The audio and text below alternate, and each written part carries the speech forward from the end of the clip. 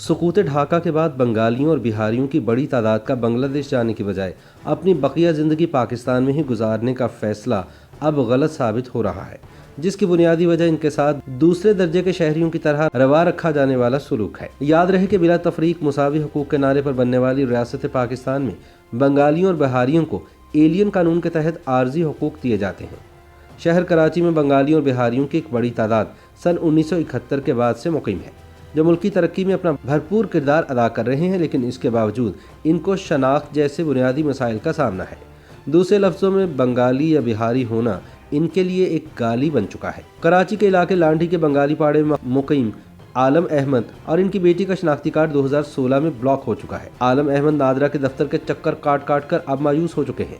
سن 1971 کی جنگ کے بعد ریڈ کراس کے ذریعے پاکستان آنے والے 65 سالہ دلشاد عزیز کا وطن ہی نہیں، خاندان بھی 2 ٹکڑوں میں تقسیم ہو گیا۔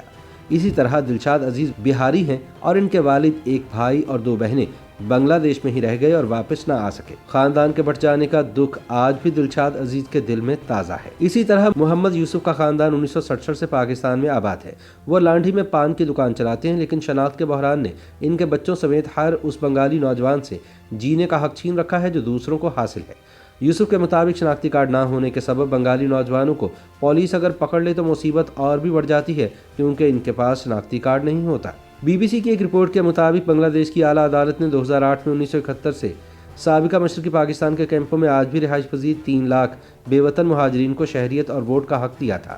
2002 میں جب پاکستان میں نادرا کا قیام عمل میں لایا گیا، تب بھی ملک بھر میں پرانے شناختی کارڈ اور بے فارم پر کارڈ کا اجرا کر دیا گیا تھا، لیکن نادرا کے جاری کردہ کارڈ کی مدت جب 10 برس بعد پوری ہوئی تو ایسے شہری جو بہاری اور بنگالی تھے انہیں دوبارہ اجرا پر مسائل کا سامنا کرنا پڑا، کیونکہ ان سے مزید پرانی دستاویزات طلب کی گئی۔ قانونی ماہرین کا مطابق یہ رکاوٹ اس لیے بھی آئی کہ 1980 کی دہائی میں سوویت یونین اور افغان جنگ کے بعد لاکھوں افغان مہاجرین کی پاکستان آمد ہوئی، جنہوں نے غیر قانونی طریقے سے پاکستان کی شہریت حاصل کی اور شناختی کارڈ بنا لیے۔ واضح رہے کہ پاکستان میں ایک ایلین رجسٹریشن قانون موجود ہے، جس کی روح سے وہ غیر ملکی جو پاکستان میں 90 روز یا اس سے زائد کا قیام رکھنا چاہتے ہوں انہیں یہ کارڈ جاری کیا جاتا ہے۔ حکومت پاکستان کے پاس رجسٹر ہونے اور ان کی اجازت سے ایسے شہری کو سفر، تعلیم، روزگار اور بینک اکاؤنٹ کھولنے کا اختیار حاصل ہو جاتا ہے، لیکن شہریت اور ووٹ کا حق ایلین شہری کو حاصل نہیں۔